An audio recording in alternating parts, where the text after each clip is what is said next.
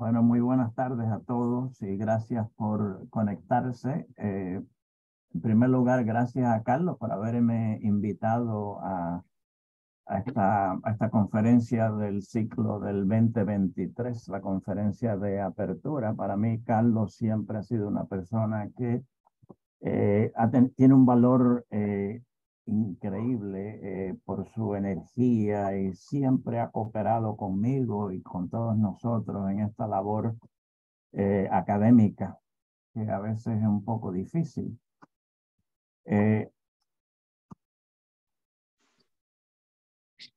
Les quería enseñar una foto del baúl de los recuerdos. Esta foto fue tomada en Ciudad México en el año 2018 durante la convención de ALAT que tuvo lugar en ese momento. Ahí está Carlos, yo no sé de qué se reía, aquí estoy yo. El doctor Cohen, Mark Cohen, que era presidente de ALAT en el momento, Andy Bierholz, Sanjeev Bala y Jordi Broncano. La verdad que la pasamos muy bien en esa convención y yo estoy seguro que la convención de este año en Punta Cana va a quedar mejor todavía bajo la organización de Francisco Faikán. No tengo ningún conflicto de interés en el contenido de esta presentación.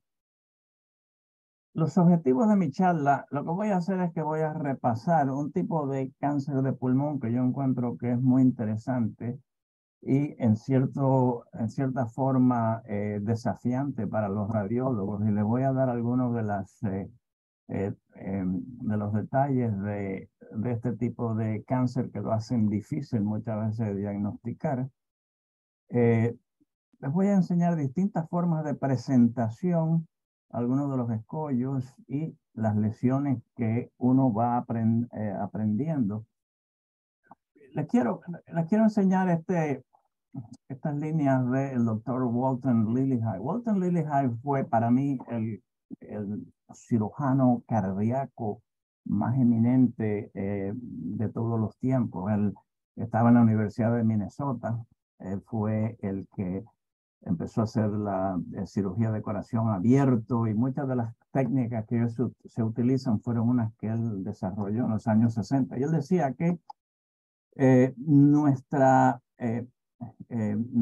experiencia, nuestra sabiduría viene de nuestra experiencia y nuestra experiencia viene de nuestros errores. Muchas veces no queremos admitir cuando nos equivocamos. Yo creo que lo mejor es mirar en retrospecto y vemos una situación que nos confundimos, lo manejamos mal, y entonces ver cuáles son las cosas que aprendimos de esos errores. Así es que yo les voy a enseñar unas cuantas situaciones en que yo personalmente cometí errores, a ver si todos podemos aprender de ellos. Les voy a enseñar un caso, uno de los naufragios que yo tuve. Aquí tenemos un paciente de 57 años, hombre, que se presenta al hospital con un cuadro de hipertensión. Se le hace una radiografía de tórax. Aquí en el topograma estamos viendo que en la radiografía descubrimos que el paciente tenía un nódulo, una masa en el lóbulo superior izquierdo. Le hicimos una tomografía computarizada con contraste. Yo siempre trato de a todos estos pacientes darle material de contraste de tal forma, no solamente de ver cuáles son las características de ese nódulo, sino también para ver el mediastino, a ver cuál es la extensión, de alguna forma catalogar la extensión del tumor. Entonces vemos que tiene una calcificación central, lo que lo hace pensar a uno que es una lesión benigna, pero además tiene adenomegalia en el mediastino adyacente. Entonces, aquí nosotros vemos muchos casos de enfermedad de tipo infecciosa. Y entonces, esto pensamos, ustedes a lo mejor piensan en tuberculosis, nosotros aquí pensamos, pues mire, pues debe ser un problema de tipo infeccioso, tipo benigno. Se le hizo una tomografía, un PET-CT que les estoy enseñando con glucosa y fíjense ustedes que no, el nódulo no tenía ninguna captación y los dos nódulos linfáticos tampoco captaban nada. Les voy a dejar aquí el caso, pero les voy a enseñar. El resultado final fue que este paciente eventualmente se sometió a una lobectomía izquierda y el paciente resultó tener un carcinoide bien diferenciado y los dos nódulos, estos eran metástasis del carcinoide. Así que vamos, después yo voy a volver al caso, entonces lo vamos a analizar con más detalle. Si nosotros miramos el cáncer de pulmón, en cuanto a la incidencia y la mortalidad de este cáncer, en Estados Unidos en el 2021 se diagnosticaron casi 250,000 de casos, y lo que representa aproximadamente el 12% de todos los cánceres. La mortalidad en ese mismo año fue casi la mitad de los casos murieron, 131,000, y representó el 21% de todas las muertes por cáncer. Fíjense ustedes que 12% del total, 21% de mortalidad. O sea que la sobrevida de estos pacientes a los 5 años es de aproximadamente un 21%, o sea que es bastante alta. La buena noticia es que en los últimos 20 y tantos años, la incidencia tanto del cáncer como la mortalidad por el mismo, por las distintas pautas que estamos tomando ahora, pues está disminuyendo. Esa es la buena noticia. Clásicamente, esta es la manera que se dividen los cánceres de pulmón. Adenocarcinoma representa la mayoría, 40-45%. Escamoso, aproximadamente lo mismo. Entonces hay estas dos variantes aquí de el cáncer de células pequeñas y el de grandes células, que representa aproximadamente un 30%. Entonces lo que decían, bueno, ¿y qué pasa con el carcinoide, que es una de las formas estas de tumores neuroendocrinos? Los tumores neuroendocrinos, lo que vemos es que, fíjense ustedes que la incidencia en los últimos 20 a 40 años, la incidencia tiende a disminuir. Sin embargo, los tumores endocrinos, fíjense ustedes que desde el año 73, hace casi 40 y tantos años, la incidencia ha aumentado. Es casi 7 veces más común de lo que era antes, a diferencia de otros cánceres. ¿Por qué es esto? No se sabe. Si es que a lo mejor ahora los estamos diagnosticando, como tenemos la tomografía computarizada, como tenemos la colonoscopía, etcétera, que eso hace que los encontremos con más frecuencia. De todos los cánceres neuroendocrinos, ven ustedes, todas estas barritas que ven aquí son las en el abdomen. La mayor parte están en el abdomen, bien sea en el colon, en el recto, en el intestino delgado. Todos han ido también en aumento, pero fíjense ustedes que en el caso del pulmón, el tumor endocrino del pulmón, fíjense que la incidencia per se es mucho mayor si la comparamos con algunos de los otros órganos dentro de la cavidad abdominal. O sea que lo vamos a ver con menos frecuencia que en el abdomen, pero con más frecuencia que otros órganos. Lo vemos en gente que son más jóvenes, muchas veces son mujeres que no son fumadoras, etc. La incidencia es aproximadamente un 2%, hasta ahora es un 2% de todos los cánceres del pulmón, pero como les muestro aquí, está en aumento. Entonces, los tumores del pulmón, neuroendocrinos del pulmón, es un grupo heterogéneo de tumores, dependiendo de su agresividad, de la evolución y del pronóstico. Bueno, se los voy a enseñar en una gráfica. En el tórax, y me voy a extender un poquito más que solamente el pulmón, y les voy a enseñar unos casos que pueden ocurrir en el mediastino. Pueden ser en el timo, por ejemplo, que lo vemos también con mayor frecuencia, o en el pulmón. Primero descrito por un alemán en el 1907, un italiano introduce el término de oat cell, que quiere decir grano de avena, ya que muchas veces son tumores pequeñitos, pero son tumores agresivos y que tienen unas adenomegalias bastante grandes. Y como les decía anteriormente, después del abdomen, el pulmón es la segunda localización más frecuente. En el pulmón, 30% va a ocurrir en el sistema bronquial. O sea que esto es importante que tengan en mente porque son tumores centrales y son tumores broncocéntricos. Pueden ser funcionales, que segregan aminas o neuropéptidos, o no funcionales como son la mayoría. Tienen su estadificación, que no les voy a entrar en detalle, pero va del grado 0 al grado 4, dependiendo de la extensión, como en otros cánceres de pulmón. Entonces, tumores neuroendocrinos son unos tumores que tienen una morfología típica. Desde el punto de vista histológico, tienen una forma organoide en forma de nido, empalizada, una forma de roseta. Se dividen en de alto grado, que son el carcinoma de células pequeñas y el carcinoma de células grandes, que es lo que les enseñaba anteriormente, que representan bastante el 20% de todos los cánceres. Pero hay otro grupo, y es el que me voy a concentrar mayormente, y es el de grado intermedio o grado bajo, donde tenemos dos. Y todo va a depender del número de mitosis por 2 milímetros cuadrados. Si tienen menos de 2 mitosis, se dice que es un carcinoide típico. Son los más benignos, representan el 80% de todos los carcinoides. Entonces hay el carcinoide atípico, que tienen un poco más de mitosis y puede o no tener necrosis. Entonces hay unos unas extinciones especiales. Aquí vemos las distintas clases. Este es el típico, este es el atípico. Fíjense ustedes cómo hay mayor cantidad de mitosis. Y estos son de células pequeñas y de células grandes, donde yo hay más necrosis, más mitosis, etc. O sea que esa es la manera que el patólogo los va a separar.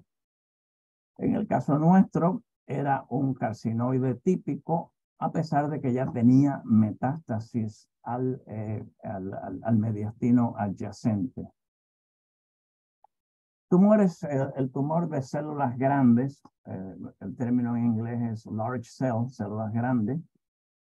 Como les decían, tiene más mitosis y representa, desde el punto de vista de la imagen, es muy similar a las que vemos en otros tipos de cáncer. Son pacientes fumadores, son pacientes como este, enfisematosos, que tienen estas masas. Este paciente tiene una en el opérculo, en el lóbulo superior derecho, y fíjense ustedes cómo tiene avidez al PET. Y en la histología vemos que tiene muchas mitosis. Es un tumor de células grandes. No porque se llama un tumor de grandes células quiere decir necesariamente que sea grande como el anterior, dependiendo de cuándo lo atajamos. Aquí tenemos otro caso. Fíjense ustedes que este es un nódulo pequeñito, es un poco más periférico, no tiene captación al PET, posiblemente debido a que el tamaño es pequeño, y fíjense que tiene las características histológicas clásicas. El otro que lo vamos a ver con más frecuencia es lo que se llama el tumor de células pequeñas, el tumor ese de semilla de avena. Y este es un tumor que el tumor primario por lo general tiende a ser pequeño. Muchas veces no lo vamos a ver. Lo que sí vemos es una adenopatía bastante voluptuosa, como en este caso. Ven ustedes que tiene invasión del mediastino, adenopatías. Es un paciente que además tiene metástasis, o sea que es casi siempre cuando lo diagnosticamos es una enfermedad sistémica. Y es una enfermedad que a principio va a responder a la quimioterapia, pero que tiende a recidivar. La otra característica es que tiende a extenderse a lo largo de las ramas bronquiales. Fíjense ustedes, todo este tumor que está invadiendo la parte central del pulmón. Aquí tenemos otro, este es grado 4B, el grado más avanzado, donde se ha ha llegado, se ha extendido al lado opuesto, así como otros órganos. Adenomegalia, bastante grande, como vemos en este caso, alrededor de la arteria pulmonar. Fíjense ustedes que el paciente tiene metástasis en el páncreas, metástasis en el hígado, y o sea que es bastante extenso y, como les decía, es el grado 4B. A veces vemos el tumor de células pequeñas, pero que tiende a extenderse, como les decía anteriormente, a lo largo del tracto bronquial, como en este caso. Este paciente se presenta con tos y tenía un colapso del lóbulo inferior derecho. Fíjense ustedes que está completamente colapsado y los bronquios están llenos de secreciones, ¿no?, debido a la obstrucción. Este paciente tenía solamente, no tenía evidencia de invasión de los nódulos linfáticos, ¿eh? Sencillamente estaba localizado a lo largo de el tramo pulmonar, que es lo que le enseñaba en esta otra diapositiva. O sea que eso es lo que vamos a ver. Aquí tenemos otro. Este también se está extendiendo a lo largo del ilio izquierdo, adenopatía. Fíjense ustedes que tiene metástasis, sobre todo en los huesos. Esta es una biopsia ósea, donde tiene un carcinoma de células pequeñas, neuroendocrino, metastásico, ¿no? Clásico. Y esto es lo que vamos a ver en estos casos. Pero bueno, vamos a dejar eso de lado. Y como les decía, yo me quiero concentrar ahora en las formas más benignas, ¿eh? O sea, el grado intermedio o bajo. El carcinoide típico es importante porque, como les decía anteriormente, tiene poca mitosis, no tiene evidencia de necrosis, son pacientes muchas veces mujeres blancas, que las vemos aquí en Estados Unidos, y son personas que no son fumadores. De aquí la importancia de, por ejemplo, cuando nosotros, y esto es algo que yo he aprendido por mis errores, es importante cuando hacemos el rastreo del cáncer pulmonar, cuando hacemos el lung screening, el lung cancer screening, no solamente buscar los nodulitos periféricos y medirlo, etcétera, sino hacer una broncoscopía virtual, ya que muchas veces los vamos a encontrar dentro del tracto bronquial, como lo estamos viendo aquí. El mismo paciente, fíjense ustedes que en la broncoscopía tiene esa forma acerezada. Muchas veces son tumores que tienen un pedículo, tienen esa forma rojiza. Aquí lo ven, se decapitó y ahí tienen la muestra patológica. Este fue un caso que lo encontramos a tiempo, ¿no? El paciente quedó curado. Hay otras características de los carcinoides y se las voy a enseñar. En muchas ocasiones, de nuevo, broncocéntrico, fíjense ustedes que tiene realce al material de contraste. Este paciente tiene además adenopatías asociadas. No siempre van a tener realce al material de contraste. Otras veces lo que vamos a ver son calcificaciones, y esto es importantísimo porque fíjense lo mucho que se parece esto a un amartoma. Tienen áreas necróticas, ¿eh? Calcificaciones. Este paciente, por ejemplo, no tiene realce. Este tiene realce, tiene colapso. Y la otra característica, esta es otra masa, de nuevo, central broncocéntrica, donde aflora del segmento posterior del lóbulo superior derecho. Pero fíjense ustedes que el paciente tiene atrapamiento aéreo. Esta es otra cosa que vamos a buscar, atrapamiento aéreo. Y les voy a enseñar situaciones de que eso creó confusión. Este otro paciente, fíjense ustedes que el mismo paciente, fíjense que tiene las características histológicas de las células, están empalizadas con mitosis, etc. Fíjense lo que dice el patólogo, y quiero que presten atención. Tenía las áreas distales bronquiales estaban llenas de mucosa y estaban dilatados, o sea que tenían mucoceles, ¿eh? Muy importante. Mucoceles porque siendo centrales tienden a obstruir la vía distal, la vía aérea distal. Aquí tenemos otro.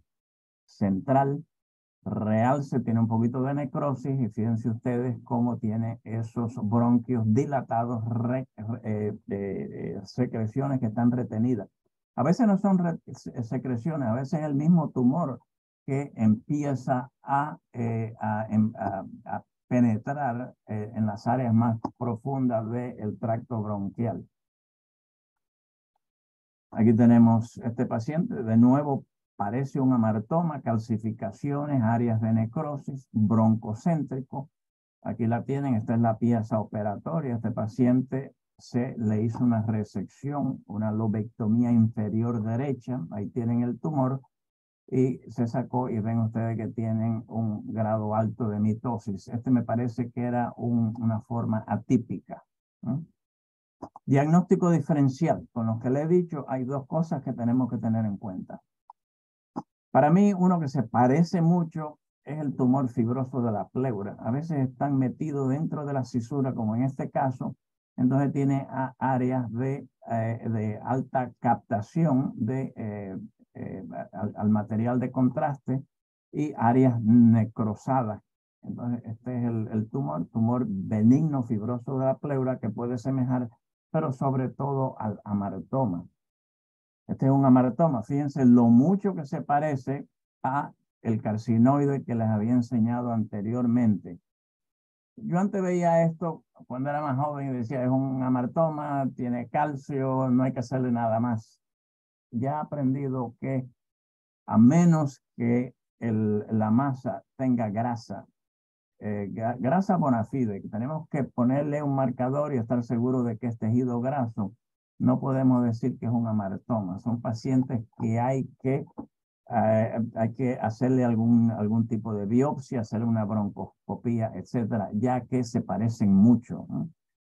La necrosis puede aparentar ser grasa, pero a menos que le medimos la atenuación, no podemos hacer el diagnóstico final.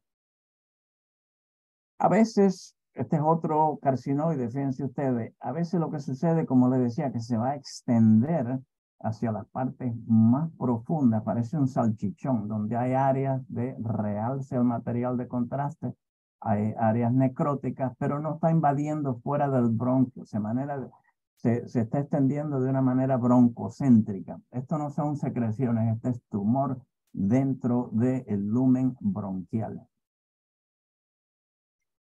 Este fue otro caso interesante, también otro error. Este paciente se presentó con un nódulo en el pulmón derecho. Fíjense ustedes que tenía unas áreas que parecían mucoceles, unos nódulos periféricos, satélites, tenía forma de salchichón y estaba rodeado de un área de hiperlucencia. El radiólogo que lo leyó antes de mí pensó que esto era una atresia bronquial. Me tocó a mí después seguirlo los 6 meses y yo dije, pues sí, es una atresia bronquial. Vamos a seguirlo en 6 meses, un año, no me recuerdo. Cuando el paciente vuelve, fíjense ustedes cómo hay más insuflación. Fíjense ustedes cómo tiene esa forma de salchicha.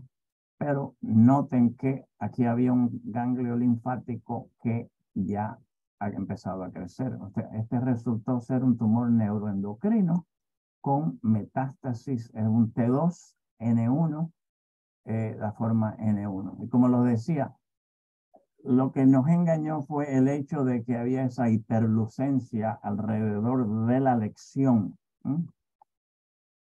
Que lo que estamos viendo, sin embargo, no son otra cosa que o bien secreciones, como en este otro caso que les enseñó anteriormente, o secreciones o tumor que está invadiendo la trama bronquial distal. Este es el caso que le acabo de enseñar. Fíjense la diferencia. Este es un paciente que tiene una atresia bronquial. Atresia bronquial, dilatación, tiene mucocele, muy parecido a este, y tiene hiperlucencia periférica, ¿no?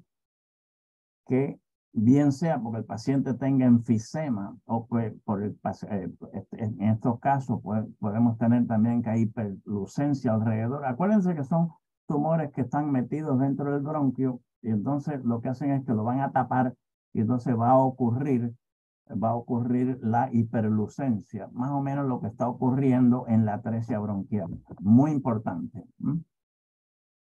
Entonces, vamos a regresar al paciente que les enseñaba anteriormente. Paciente de 57 años llega, tiene ese nódulo.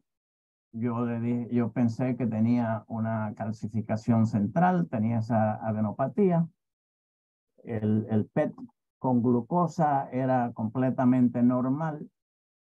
Entonces, lo que quiero que vean con esto esta es la aparente calcificación, pero esto es algo que es importante hacer, mirar los nódulos en distintos planos.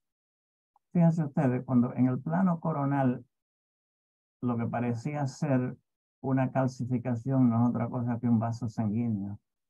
Y lo que estamos viendo aquí tiene una forma oblongada, una forma cilíndrica, no es otra cosa que el bronquio que está adyacente a la arteria. Y fíjense ustedes que es un tumor que se está extendiendo a lo largo de este bronquio. Se parece mucho a lo que les decía anteriormente, donde el tumor va a penetrar el lumen bronquial y se va a extender distal en el lumen bronquial. Muy importante. O sea que no era tal calcificación, era sencillamente lo que estaba viendo era un vaso sanguíneo. El paciente se le hizo, recuérdense que tenía el PET normal, se le hizo un PET con gallium dotatate, que es lo que se está utilizando en esto, ya que se utiliza para localización de los receptores de somatostatina. Y mucho mejor, antes lo que usábamos era el octreotido, pero ya eso es muy largo y no tiene la eficacia que otros. Fíjense ustedes el grado de captación tan alto que tiene, no solamente en el nódulo principal, sino también en los ganglios linfáticos. Entonces, el diagnóstico final de este paciente, ese paciente tenía un Cushing's dependiente de la hormona adrenocorticotrófica, ACTH. Se le hizo una lobectomía, se sacó el tumor y el paciente tenía 4 nódulos linfáticos que estaban envueltos, había metastatizado. Y de nuevo, esta histología, lo que ven aquí en esta citología, fíjense ustedes que se ven estos nidos de esas células en forma de empalizada clásica, ¿no? O sea que este era un carcinoide típico. Desafortunadamente habían pasado 2 años que los estábamos siguiendo y ya pues se había extendido a los ganglios linfáticos. En este artículo, fíjense ustedes, si comparamos, por ejemplo, el galio dotatate, por ejemplo, con la tomografía o la resonancia, fíjense con la sensibilidad y la especificidad es mucho mejor que la resonancia magnética o la tomografía. Si lo comparamos con el PET, con FDG, fíjense ustedes que también la sensibilidad, la especificidad es mucho mayor, sobre todo en las formas que son el típico y que son de baja. Los otros que son más agresivos, pues sí, con el PET FDG van a dar unos resultados muy similares. Hay unas formas atípicas, que es lo que se llama la hiperplasia celular neuroendocrina idiopática difusa, DIPNET, son las siglas en inglés. Y no son otra cosa que se llaman parecen metástasis, tumores pequeñitos a lo largo, bien sea de un lado o de ambos lados. La otra cosa que tienen, que es lo que nos va a ayudar en el diagnóstico, es que fíjense que son pacientes que tienen atrapamiento aéreo. Es decir, que múltiples tumores pequeños a lo largo del pulmón con atrapamiento aéreo es una de las cosas que tienen que pensar. Sarcoidosis nosotros lo vemos de vez en cuando que puede ser similar, pero ese es el diagnóstico diferencial. Y estos son los tumorlets que obstruyen la vía aérea y le van a dar esas áreas de hiperinsuflación. Aquí tenemos otro. Este tiene 1, 2, 3, 4. Pero si se fijan con mayor detalles, noten ustedes que hay cientos de tumores pequeñitos. Son formas que son de crecimiento lento. Tenemos varias que los estamos siguiendo durante años, ya que no hay gran cosa que se le pueda hacer a estos pacientes. Y esto es lo que se llaman los tumorlets. Tumorlets yo creo que es cuando son menos de 5 milímetros de tamaño. Aquí tenemos otro paciente. Fíjense ustedes, son tumores muy pequeñitos, atrapamiento aéreo, que lo resaltamos un poquito mejor en el Minimic. Y aquí los ven. Muchos tumores pequeñitos, nódulos pequeñitos con hiperinsuflación, deep niche. Entonces, tumores neuroendocrinos del pulmón. Entonces, vamos a resumir lo que vamos a ver. Desde el punto de vista demográfico, los pacientes, el carcinoide típico y el atípico son pacientes más jóvenes. Lo vemos con frecuencia en mujeres, tienen menos mitosis, son pacientes que no son fumadores, a diferencia de células grandes y de células pequeñas, las formas más avanzadas, que son pacientes mayores y son pacientes que son fumadores empedernidos. En cuanto a el FDG, el PET, fíjense ustedes que la captación en el atípico es bastante baja y sin embargo es alta, se puede utilizar en las otras formas más agresivas. Aquí es donde tenemos que pensar en hacer el PET dotatate. En cuanto a las calcificaciones, etcétera, fíjense ustedes que el 30% de los pacientes pueden tener áreas de calcificación o de osificación, lo cual no vamos a ver con tanta frecuencia en las otras formas más agresivas. Este es un caso que vi la semana pasada y quería compartirlo con ustedes. Este es un paciente que tenía esta masa aquí, esta adenomegalia. Se le hizo el PET, noten ustedes, contiene gran captación, tenía un poquito aquí. El paciente se le hizo una neumonectomía derecha y se diagnosticó como tenía tumor neuroendocrino, metástasis al ilio. Sin embargo, por los muchos cortes que le dieron, no pudieron encontrar el primario. Aquí el patólogo habla de que ve algo que piensa que es un tumor trombotumoral, que es lo que estamos viendo aquí, pero ellos nunca estuvieron seguros de que habían identificado el tumor primario, por eso se llama tumores de células pequeñas. 4 cosas a recordar. Hacer la broncoscopía virtual, ya que como les he enseñado son tumores broncocéntricos. Cuidado con las calcificaciones. No confundirla como yo la confundí esta con un vaso central y no confundirlo tampoco con un amartoma. Considerar cuando sospechamos que es un tumor de neuroendocrino, hacer el PET con dotatate, con gallium dotatate en lugar de con glucosa, y recordar o vamos a buscar cambios obstructivos por la obstrucción. Y acuérdense que son pacientes que están rodeados, pueden tener un área de hiperinsuflación que se va a semejar a una atresia bronquial. Eso de los tumores neuroendocrinos del pulmón. Hay 2 localizaciones en el mediastino que tenemos que tener en cuenta. Y son tumores neuroendocrinos. Uno de ellos es el paraganglioma. Tumores raros, pacientes de edad media. Son pacientes que pueden también tener hipertensión, taquicardia, sudoración y que puede correr en familias. A veces pueden ser parte de la neoplasia endocrina múltiple de tipo 2 o neurofibromatosis. También se han asociado al síndrome de von Hippel-Lindau.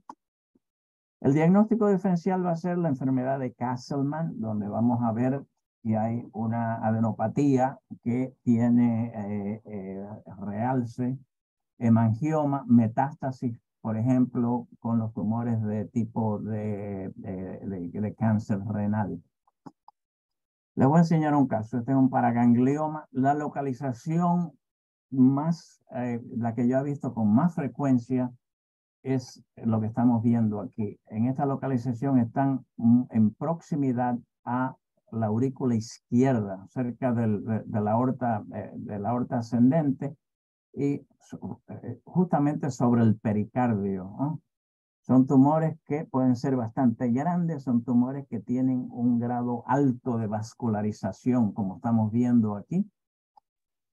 Este es un caso que vi, fíjense ustedes que con el PET, con Dotatate, fíjense la captación tan alta. Importante mirar en otras partes. Este paciente no solamente lo tenía en el mediastino, tenía uno en el glóbulo yugular y el otro en el cuerpo carotídeo. Y esto es algo que también se puede ver.